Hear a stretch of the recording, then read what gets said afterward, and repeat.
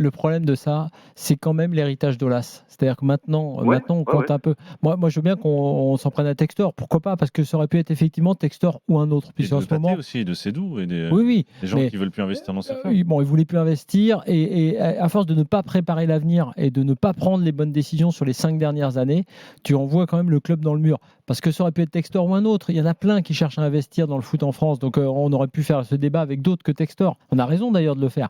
Mais tu vois, quand j'entends, même tu parles de la direction sportive, c'est intéressant sur le changement de gouvernance. Il est obligé, Textor.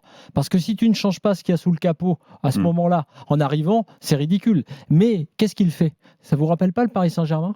Il a laissé quand même un mix des deux, c'est-à-dire que Antero Henrique qui gère les départs, Luis Campos qui gère les arrivées, bah là, tu as toujours, alors Ponceau c'est différent parce qu'il est un rôle hybride entre le sportif et l'administratif, mais Chérou qui gère les départs, avec Ponceau donc, et Louis-Jean qui gère les arrivées. Moi, je me tente de dire que quand tu as été déchargé d'une partie de tes prérogatives, que tu as toujours les mecs dans les pattes. Il veut un peu ménager la chèvre et le chou, les anciens, les nouveaux également. C'est pour ne pas ça faire que peur à l'environnement lyonnais. La fameuse saison de transition, parce que j'ai évoqué ça avec des supporters lyonnais récemment. C'est très dangereux, ouais. C'est dangereux, mais c'est une réalité. Parce que, et ce serait presque un moindre mal. Parce que si tu arrives déjà à faire le pont, à changer, à modifier ton effectif, c'est vrai que les départs, il a raison, Edouard, très important.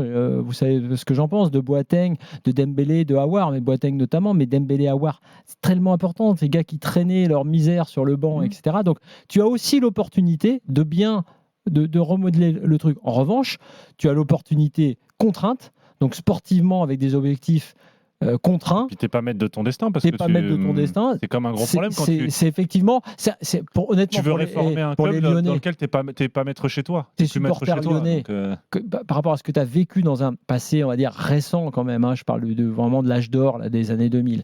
Par rapport et t'en arrives là aujourd'hui.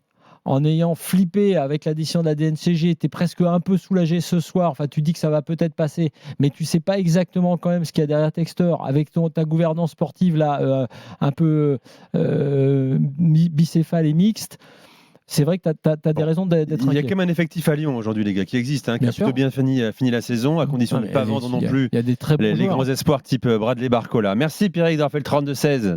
Merci à vous. Très bonne soirée à toi. J'accueille Aurélien également, supporter de l'OL. Salut Aurélien. Salut les gars, ça va bien Aurélien. Bien et toi, bienvenue dans l'after, cher Aurélien. Merci. Bon, alors pour toi c'est une opportunité finalement pour les dirigeants de l'OL de prouver qu'ils peuvent recruter intelligemment.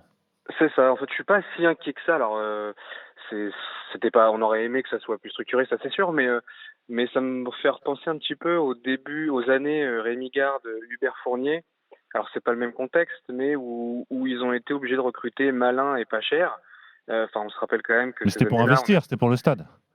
Peut-être aussi, mais n'empêche que... C'est pas le même contexte, là. Quand on recrute quand on recrutait à l'époque des Milan Bisevac ou des Gaël Danic ou ce genre de joueurs qui sont pas... C'est pas des joueurs les plus clinquants, mais ils ont quand même fait, entre guillemets, le travail. Malgré tout, il y a une qualification Coupe d'Europe et c'est pas des joueurs clinquants, ils ont pas investi des millions. Donc pour moi, c'est une opportunité aussi de prouver pour une fois que la cellule de recrutement est capable de recruter intelligemment et pas cher. S'ils y arrivent, ils auront prouvé qu'ils sont capables. Maintenant, ils ont 2 mois pour le faire. Là, je vois que Clinton Matin arrive, c'est quand même un joueur qui a un CV plutôt correct. Pour moi, c'est un recrutement type intelligent et pas cher. Donc si c'est sur cette lancée-là, bon, le problème financier, il sera réglé ultérieurement, mais je pense suis qu'ils sont avec capables toi. de recruter intelligemment et pas cher. Je pense qu'ils sont capables de le faire. À défaut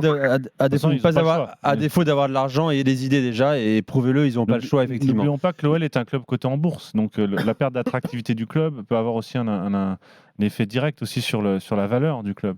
Mais ça fait partie des choses qui sont... Et le contrôle de la masse salariale, c'est des choses qui sont, en termes d'attractivité du club et de visibilité du club, c'est quand même des situations qui sont quand même préoccupantes. Enfin, moi, je suis un peu inquiet quand même pour les Lyonnais. Et je veux pas être oiseau de mauvais augure, mais je vois pas une tendance s'inverser dans le destin lyonnais là pour l'instant. Et je me demande jusqu'où ça va aller. Là où je rejoins, pardon, j'ai perdu le nom de Aurélien. Je rejoins Aurélien, c'est ce que je disais à l'instant, sur l'idée de la transition et de recréer quelque chose. On doit repartir, effacer des choses et repartir sur d'autres bases. Donc à ce titre-là, ça ne veut pas dire qu'on sera performant, ça veut dire que au moins on peut. Faut arrêter ces joueurs qui prenaient du salaire et qui n'avaient pas envie de jouer pour l'OL. Je prends évidemment l'exemple de Boateng qui est emblématique, mais il y en avait d'autres quand même à la fin, et notamment Dembélé. C'est pas possible. Tu dois faire autrement. Donc si tu as des joueurs, un effectif plus restreint, avec des joueurs plus concernés, honnêtement, c'est mieux.